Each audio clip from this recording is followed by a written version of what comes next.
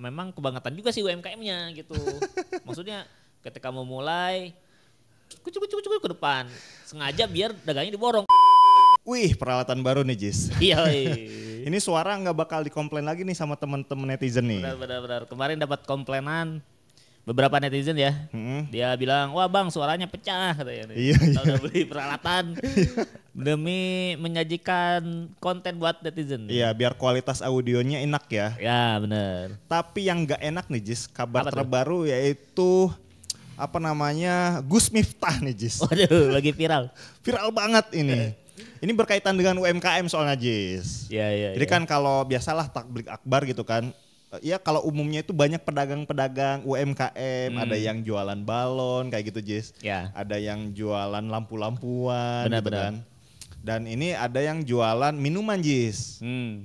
Kebetulan nih lagi jualan, dia kan biasalah keliling kayak gitu ya. Kayaknya lagi mau ceramah mau dimulai atau apa gitu. Terus sama Gus Miftah itu di videonya mungkin kalau teman-teman udah pada tahu, pasti udah pada tahu ya. Itu dibilang ada kata yang kurang enak gitu. Ya, goblok ya. Ya itu. Gimana nih? Kalau saya lihat dari spekulasi banyak netizen yang komen nih. Ya, yang pertama ada kok netizen yang menyayangkan Gus Miftah berperilaku seperti itu. Iya memang sih secara ini agak disayangkan ya. Ya karena teman-teman yang versi satu ini dia membela, kasihan katanya orang lagi dagang kok malah digituin gitu Iya, ya. iya. Padahal di tempat-tempat lain biasanya dagangan itu diborong Iya, gitu. sama narasumber ya. Sama narasumber atau sama sering terjadi juga di konser-konser sih. Oh, konser-konser. Iya, kalau saya lihat kemarin videonya di konser ada yang dagang gitu juga ditanggung gitu ya. Terus sama artisnya itu diborong katanya. Total berapa nanti ambil ke panitia gitu. Iya, saya juga kan mencoba melihat dari berbagai sudut pandang ya. Ibaratnya ini pandangan umum misalkan banyak yang mengecam perilaku Gus Miftah. Dan saya rasa itu wajar gitu loh. Karena situasinya apa ya, kalau dilihat di frame kayak gitu ya, dilihat di frame videonya dia lagi pedagang esnya itu lagi menanggung esnya gitu ya, jualannya kemudian dikatain goblok misalnya kayak gitu ya. Dan mimik wajahnya kan romansa, mimik wajahnya itu kayak yang dek gitu loh. Iya, langsung berubah ya. Langsung berubah kayak gitu. Jadi wajar aja netizen ataupun warganet gitu kesel gitu. Ibaratnya kalau mungkin dari warganet juga ada yang jualan es teh, mungkin ada yang ya UMKM gitu. Terus ibaratnya kayak direndahkan sama orang kan marah wajar gitu ya. Marah ya benar. Tapi kalau kita lihat dari sudut pandang yang lain juga, itu ada saya lihat di video yang lain, itu ada yang ceramah juga mirip kayak gini situasinya ya, kayak tablik akbar gitu. Si penceramahnya itu memborong dagangan-dagangan UMKM nih. Kemudian karena dia bilangnya, ayo sini yang dagang-dagang itu es, ada yang jualan es, ada yang jualan gorengan, dia beli Jis. Terus kata dia, yaudah ya sekarang yang jualannya udah dulu ya, kita mulai dulu ngajinya nih. Ibaratnya mungkin ya ketika lagi ngaji mungkin gitu ya, ada yang jualan mungkin kurang mengganggu fokus mungkin kayak gitu. Jadi sama dia, yaudah sini yang jualan sini dulu, biar saya beli dulu. Biar nggak mengganggu gitu ya. Pas lagi waktunya ceramah, waktunya nanti udah kayak ice breaking atau ngobrol santai, jualan jalan lagi kayak gitu. Waktunya serius ngaji dulu gitu, mungkin seperti itu. Nah di TikTok juga ada versi lain nih netizen yang justru malah membela Gus Miftah. Oh gitu? Iya di TikTok kadang memang suka beda di TikTok ya. Iya. Saya lihat kalau di IG, wah caranya ini ya banyak yang menghujat ya kalau di IG ya. Iya kalau di IG, bahkan di Twitter itu membela si pedagang. Oke. Tapi kalau di TikTok membela Gus Miftah. Ada ini di TikTok ada ya.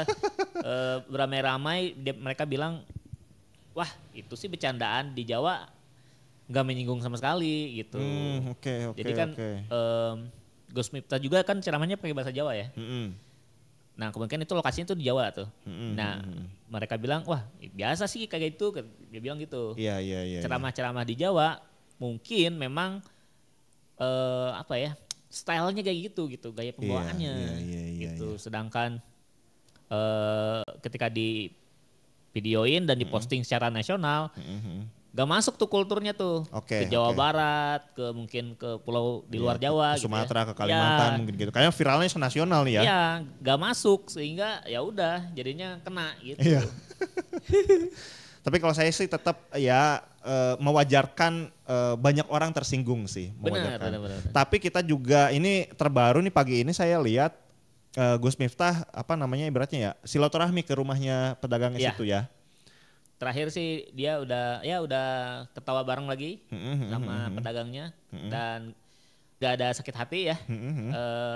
Pedagangnya juga bilang aman gitu, bukan kayaknya nggak tersinggung gitu dengan Gus Miftah gitu. Oke.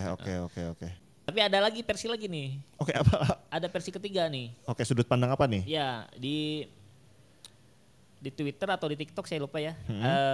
Memang si pedagang es ini atau pedagang lainnya lah UMKM kadang memanfaatkan momen biar diborong oleh narasumber. Oh, iya. Oke. Bahkan ketika kalau saya nggak salah itu ketika di video yang viral itu jemaahnya itu bilang borong gitu. Iya, ada sempat kedengaran tuh suara-suara kayak gitu ya. Ayo borong. Terus yang duduk di sampingnya tuh minta diborong gitu ya. Kata ke Gus Miftah kan gitu, orang yang di sampingnya tuh. Nah, akhirnya terjadilah, wah kamu jangan gitu kan gitu. Iya. Ya mungkin dia maksudnya bercanda teman, ya keterlaluan sih gitu. Ya. Diksi yang dikeluarkannya cenderung menyinggung karena kata itu kalau di bahasa Indonesia kan kasar ya. Kasar. Dan kalau menurut saya sih kalau misalkan versi yang ketiga ini ada benernya juga, memang kebangetan juga sih UMKM-nya gitu. Maksudnya ketika mau mulai kucuk ke depan, sengaja biar dagangnya diborong kan gak gitu. Aku jadi punya pikiran gini Jis, sebetulnya kalau misalkan UMKM nih, ini para penceramah, misalkan kalau yang konser gitu ya, mereka kan ingin citranya baik dong. Iya dong. Iya, kita memanfaatkan itu. Kalau sebagai pelaku UMKM ya, biar dagang kita cepat ini nih, cepet laku nih. Bener. Biar diborong sama narasumber kayak gitu, yang ceramah atau yang konser, artisnya kayak gitu kan. Bener. Iya. Jadinya, wah curang juga nih kan gitu. Iya, kalau aku sih itu lebih ke trik sih Jis, Jadi yang penting mah si pelaku UMKM-nya itu nggak mengganggu acara inti gitu. Iya. Yang penting. Tapi kalau udah sampai mengganggu acara inti, ya bisa jadi salah juga UMKM-nya gitu loh. Iya. Kalau saya sih punya ide lebih baik sih diurus sama panitia sih sebenarnya. Oh, dikoordinir ya sama panitia. Ya. Lebih baik dibeli aja udah sama panitia lah. Pakai uang sisa-sisaan pasti kan ada sisa-sisa keuntungan atau apa ya yang bisa dibagi gitu ya ke panitianya. Pakai aja dulu buat itu gitu. Maksudnya biar ya acaranya jadi aman gitu lah. Iya. Dan semua senang gitu. Iya. Gimana nih menurut teman-teman nih dari kasusnya Gus Miftah sama penjual es ini nih ya. Benar. Coba apakah masih marah? Saya lihat sih kalau di komentar Instagram, YouTube, meskipun udah minta maaf nih Gus Miftah, tetap aja nih netizen marah tetap. Ya kan video klarifikasi kan tidak seviral yang video kasusnya. Iya sih ya. Sehingga pasti lebih rame yang hujatannya lah. Iya. Dan kalau aku sih coba melihat dari hikmah nih Jis. Ya. Hikmahnya ini gede banget nih. Terutama buat si penjualnya nih, Benar. Ya meskipun dari yang si Gus Miftahnya juga dia punya hikmah sendiri. Kalau bercanda jangan keterlaluan lah ibaratnya gitu ya. Ya. Kalau dari segi si penjual UMKM-nya nih ya, dia dapat ada ustadz yang punya bisnis travel atau lupa dia punyanya atau bukan ya. Tapi ada orang yang ini ya udah nanti saya berangkatkan umroh katanya. Si pedagang esnya. Iya, terus juga tadi saya lihat di akun masjid apa gitu ya. Biasa kan masjid ada yang terkenal tuh ada punya akun-akun tuh ya. Entah itu orang DKM-nya atau apa, itu nanti katanya mau dibuatkan rumah Wah. Jadi sebetulnya kasus ini tersandungnya Gus Miftah ini bagus buat si bapak ini nih. Apakah ini disengaja? Emang rezekinya si bapak ini nih. Meskipun melibatkan ketersandungan dari Gus Miftah nih. Ibaratnya Gus Miftah keseleo atau apalah jatuh gitu ya. Karena ucapannya. Tapi hikmahnya buat si bapak ini gede nih. Dapat banyak rezeki nih. Kalau yang saya tahu sih ada yang lewat tuh konten. Katanya ada netizen yang nyari bapak ini, ayo siapa yang tahu bapak ini? Saya mau kasih beasiswa anak-anaknya gitu. Oh ada juga itu? Ada itu. Tuh kan anaknya juga dapat tuh jadinya. Nah apakah jangan-jangan Gus Miftah sengaja nih memviralkan, menggoblok-goblokan bapak S ini nih, biar dapat uangnya lebih banyak itu. Berani berkorban, dihujat netizen ya. Sebuah konspirasi. Gokil sih kalau sampai kayak gitu. Gimana netizen? Kira-kira bisa nggak melihat dari sudut pandang itu tuh, hikmah itu tuh ya? Iya ya, mantap juga sih.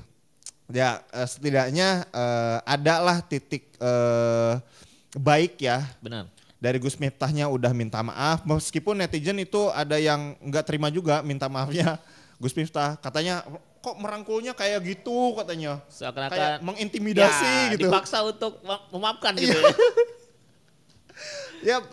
Ya itu mah kita coba, kalau saya sih berusaha untuk husnuzon aja lah ya. Dan melihat hikmahnya itu besar banget buat bagi para penceramah, para dai kayak gitu untuk berhati-hati berbicara di depan umum kayak gitu kan. Kita juga nih sedikit berhati-hati.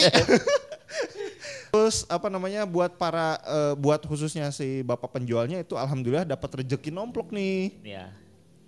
Kalau tambahan nih. Oke. Sebenarnya nih kalau ada pengajian itu sebenarnya UMKM bisa memanfaatkan momen itu sih sebenarnya. Terbantu ya sebetulnya ya? Iya terbantu. Pertama ya dari penjualan ketika hari H lah. Kedua sebenarnya teman-teman yang punya produk nih bisa nodong ustadznya nih. Benar. Ayo Pak foto sama produk ini kan. Iya benar. Benar endorse secara gratis. Iya, karena kita kan bayar ustadz biasanya mahal tuh. Benar. Ya gak ditarif lah, ustadz tidak ditarif ya. Tapi tetap biasanya puluhan juta sih biasanya. Ya ibaratnya ongkosnya lah ya. Dia berangkat dari rumahnya pakai ongkos kayak gitu. Kita ongkosinya puluhan juta lah seperti. Bener. Kayak gitu lah ya. Bahkan kalau bisa sih menurut saya sama panitia dikoordinir nih. Misalkan di blok mana atau di kelurahan mana mau ada pengajian. Ada ustadznya nih. Nah langsung tuh di kelurahan ini siapa yang punya produk, ayo ke panitianya. Benar. Ini bisa jadi ibaratnya revolusi atau reformasi dunia pertablik akbaran nih. Ya benar. Di mana para panitia itu meng-up dari UMKM-nya gitu. Ya. Nanti UMKM-nya juga kalau misalkan untungnya banyak mau sedekah buat tablik akbar selanjutnya bisa ditambung juga sama panitianya gitu kan. Benar. Jadi simbiosis mutualisme gitu. Ibaratnya tablik akbar ngajinya hal baiknya dapat tersampaikan kayak gitu ya. Ekonominya muter tuh. Iya. Mantep ya? Mantep. Jadi ya sponsor ya sebenarnya kan tablik akbar kan ya acara sosial lah ya. Tapi bisa dengan skema sponsorship gitu. Maksudnya ayo teman-teman UMKM mau nyumbang nggak? Nanti bisa foto produk sama ustadznya gitu. Benar. Kita juga panitianya juga mohon dikoordinir nih sama ustadznya biar maulah foto gitu. Benar sih. Ya. Mantep karena ustadz itu kan lumayan lah kalau secara tarif lah ya. Yang kita tahu walaupun dia tidak menargetkan harganya berapa tapi pasti kita nyumbang tuh ya di puluhan belasan. Ya ibaratnya mah ya menghargai lah ya, menghargai keilmuan kayak gitu. Ongkos waktu kayak gitu kan. Nah ini bisa jadi konsep yang bagus sebenarnya nih. Dan ustadz juga kan sekarang udah punya YouTube, punya sosial media yang followersnya kan tinggi tuh. Benar. Yang otomatis ya udah kayak artis lah ustadz lah. Benar. Ya itu ya bisa jadi kasusnya Gus Miftah ini bisa jadi reformasi di dunia pertakbir akbaran ya. Juga nih mantap juga semoga aja ada yang mau nih. Kalau yang baru-baru kan ada konsep tablik akbar yang berbayar. Oh gitu. Ada. Kayak Hanan Ataki itu berbayar. Mungkin sewa gedung Jis. Iya. Kayak gitu ya di kan konsepnya udah kayak seminar bisnis kayak atau seminar ya. Iya, bener. Jadi berbayar, orang pengen ngaji bayar gitu. Nah mungkin sekarang bisa ke revolusi selanjutnya nih di mana melibatkan brand walaupun brandnya ini masih UMKM gak apa-apa gitu. Iya, meskipun disclaimer gitu ya, itu bayarannya bukan buat si buat banyak hal lah, buat sewa gedung, buat sound kayak gitu ya. Ya bener. Buat fee ustadznya kayak gitu, karena kan kita bayar waktunya lah ibaratnya gitu ya. Buat panitianya juga. Buat panitianya gitu. Kru-krunya. Buat ya banyak hal gitu ya. Jadi ya semuanya patungan lah ibaratnya kayak gitu. Ya benar. Mantep. Nih kita jadi jasa IO-nya Tablik Akbar aja gitu nih. Bisa jadi nih, soalnya di YouTube juga tinggi view-nya deh. Iya ya, bener ya. Yang saya lihat sih sekarang Tablik Akbar udah ada di level seperti nge-cover lagu sih kayaknya. Bener sih, ini nih buat teman-teman para panitia Tablik Akbar ataupun yang event-event yang mau kerja sama Kebun Desain nih ya. Ya berkaitan desainnya nih ya. Bisa, wah banyak ini yang bisa di-collabin nih. Kalau mau ya, bisa sekalian misalkan rekamannya di upload di YouTube. Kualitas audionya udah ada nih. Iya. Kan kameranya ada, terus misalkan mau diedit atau tambahan logo-logonya bisa. Sekalian desain bannernya bisa juga, karena ya bisa jadi sebuah bisnis atau bukan bisnis ya, kita lebih ke kemaslahatan umat lah. Iya benar dan kolaborasi gitu. Kolaborasi. Benar. Ya tadi konsepnya UMKM terlibat gitu, ya. Masyarakat umum juga terlibat. Benar. Banyak hal-hal baiknya deh di situ ya. Ya. Mantap nih. Oke. Nah gitu ya teman-teman ya, kalau suka dengan obrolan kita hari ini membahas kasusnya Gus Miftah yang harusnya udah selesai nih ya. Benar. Mudah-mudahan juga netizen bisa mereda nih ya. Dan kalau teman-teman pengen tadi kerja sama Kebun Desain, kolaborasi atau bahkan mesen desain Kebun Desain, gimana caranya nih Jis? Bisa tinggal WA aja ke nomor yang ada di bawah, karena kita menyediakan desain logo, desain produk. Teman-teman yang mau bikin desain video segala macam ya, itu bisa ke Kebun Desain. Selain itu kita juga membuka jasa pendaftaran merek, terus daftar perizinan EIB, terus izin edar, gizi segala macam, itu bisa juga tinggal WA aja ke nomor yang ada di bawah atau di deskripsi. Nah kayak gitu ya teman-teman ya. Oke, thank you. Sampai jumpa di bukan kasus ya. Di obrolan-obrolan selanjutnya. Bye-bye.